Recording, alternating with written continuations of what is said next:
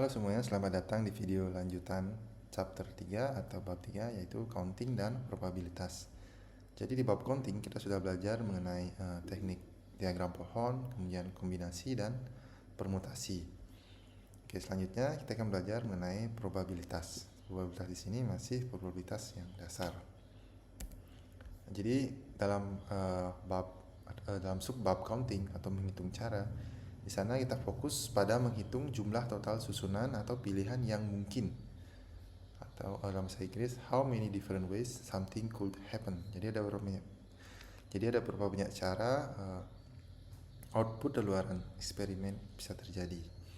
Nah, sementara probabilitas itu fokus pada menghitung peluang atau kemungkinan terjadinya suatu peristiwa tertentu. Jadi how likely it is that something happens. Nah, inilah perbedaan counting dan probabilitas.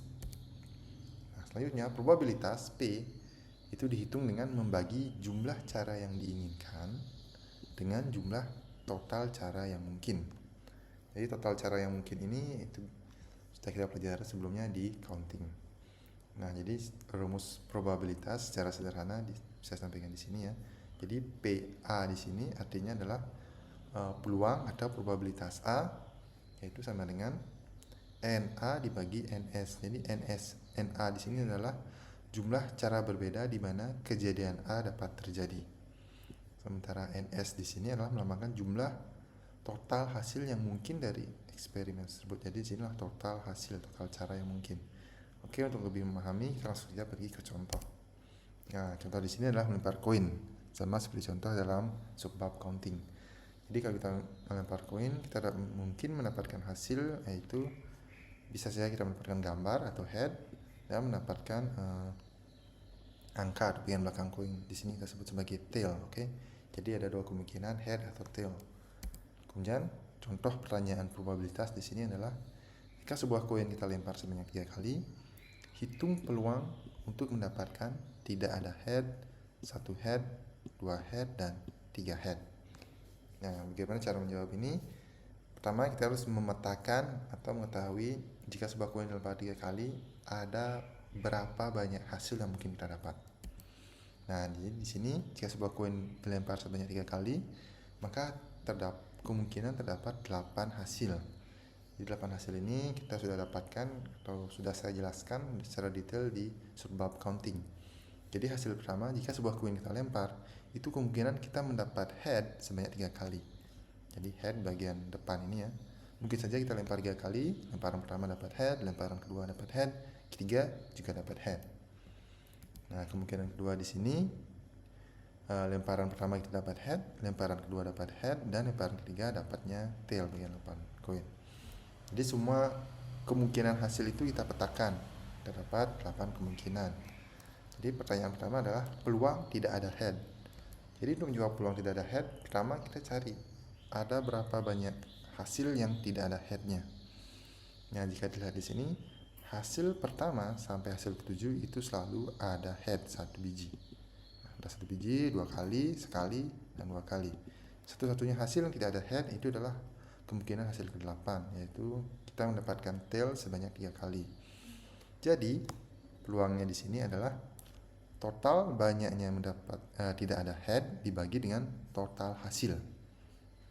Oke, jadi hasil yang mendapatkan head itu hanya ada 1, makanya di sini jawabannya peluang tidak ada head kita tulis 1 dibagi total hasil atau tadi kita simbolkan sebagai S ya, NS. NS di sini adalah 8 total, atau ruang sampel, total luaran yang mungkin. Oke, lanjut kita ke peluang munculnya 1 head. Nah, jadi di sini kita lihat semua hasil yang hanya memiliki 1 head. Jadi ada hasil keempat, kemudian hasil kelima, hasil kelima 2 head ya. Jadi hasil keempat, hasil keenam, dan hasil ketujuh. Jadi di sini ada 3 hasil yang menghasilkan head, kemudian dibagi dengan total atau NS 8. Jadi peluang untuk mendapatkan 1 head dalam 3 kali pelemparan koin adalah 3 dibagi 8. Kemudian peluang mendapatkan 2 head, angkanya sama, kita identifikasi hasil atau luaran yang dimana terdapat 2 head dalam pelemparan koin 3 kali. Jadi di sini kemungkinan kedua ada 2 head, kemungkinan ketiga ada 2 head lagi, kemungkinan kelima ada 2 head. Jadi ada 3 hasil yang mendapatkan 3 head. Jadi peluang mendapatkan 2 head yaitu 3/8. Selanjutnya adalah peluang mendapatkan 3 head. Nah, jadi 3 head ini hanya ada satu hasil ya. Jadi kalau kita lempar koin sebanyak 3 kali hanya ada satu variasi mendapatkan 3 head, yaitu mendapatkan 3 head berturut-turut karena hanya koin dilempar 3 kali. Nah, jadi peluangnya adalah 1/8. Nah, jadi di sini terdapat beberapa aturan dasar probabilitas. Jadi pertama, probabilitas adalah bilangan nyata antara 0 dan 1. Jika suatu kejadian pasti terjadi, probabilitasnya adalah 1. Nah, jika suatu kejadian pasti tidak terjadi, nah di sini tidak terjadi, maka probabilitasnya adalah 0. Jadi yang namanya peluang itu tidak mungkin nilainya negatif atau lebih dari 1. Nah, kadang-kadang peluang juga dinyatakan dalam bentuk persen. Dalam bentuk persen kita tinggal kalikan saja ini dengan 100%. Nah, jadi peluang itu 0 sampai 100%. Jadi tidak ada peluang sampai lebih dari 100%. Jika dia 100% maka pasti terjadi. Jika dia ada 0%, tidak mungkin terjadi. Nah, selanjutnya ada 2 aturan, yaitu aturan penjumlahan, addition rule, yaitu probabilitas kejadian A atau B.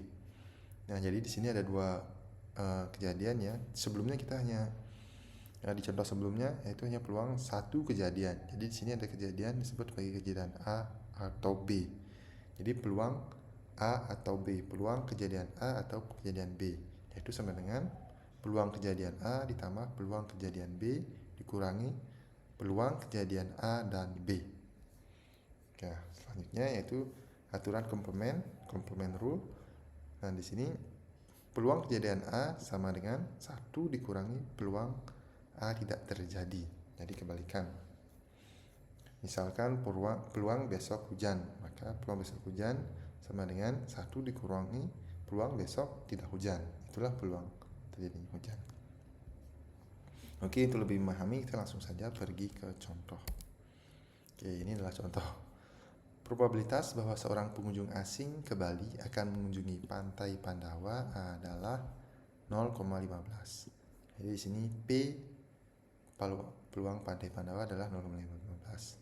Dan probabilitas bahwa seorang pengunjung asing akan mengunjungi FKP UNUD atau Fakultas Kelautan dan Perikanan UNUD adalah 0,22. Kemudian selanjutnya, probabilitas bahwa pengunjung asing tersebut mengunjungi pantai Pandawa dan FKP UNUD adalah 0,08. Oke, jadi 3 hal yang diketahui: peluang mengunjungi pantai Pandawa, peluang mengunjungi FKP UNUD, dan peluang mengunjungi pantai Pandawa dan FKP UNUD.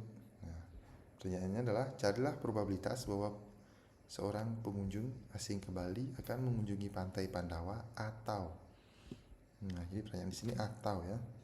Jadi sesuai dengan rumus yang tadi, kita akan menggunakan persamaan addition rule di sini. Oke, jadi misalkan di sini PA adalah peluang seorang pengunjung asing mengunjungi pantai Pandawa, yaitu PA 0,15. Kemudian PB, misalkan PB di sini adalah peluang mengunjungi FKP UNUD, yaitu sebesar 0,22. PA dan B atau PA, nah simbolnya seperti ini, seperti huruf N, adalah peluang mengunjungi pantai Pandawa dan FKP UNUD, itu sebesar 0,08. Yang ditanya adalah peluang seseorang mengunjungi pantai Pandawa atau mengunjungi FKP UNUD. Jadi peluang mengunjungi pantai Pandawa atau FKP UNUD, persamaannya ada di sini. Ini adalah persamaannya, yaitu PA ditambah PB dikurangi PA dan B. Jadi PA di sini peluang mengunjungi pantai Pandawa adalah 0,15. Nah, kemudian peluang mengunjungi FKP UNUD atau PB adalah 0,22 dikurangi peluang seorang pengunjung mengunjungi pantai Pandawa dan FKP UNUD, yaitu 0,08. Nah, jadi di sini peluang wisatawan asing, pengunjung asing datang ke Bali mengunjungi pantai Pandawa atau FKP UNUD adalah 0,29. Jadi itu cara menghitung peluang A atau B. Oke, selanjutnya kita ke contoh lainnya. jika probabilitas tim Manchester United FC, nah di sini MU memenangkan Liga Inggris adalah 0,4, dan probabilitas bahwa tim Manchester City FC memenangkan Liga Inggris adalah 0,25. Nah, selanjutnya hitunglah probabilitas Manchester United atau Manchester City FC memenangkan Liga Inggris. Oke, jadi inilah pertanyaannya.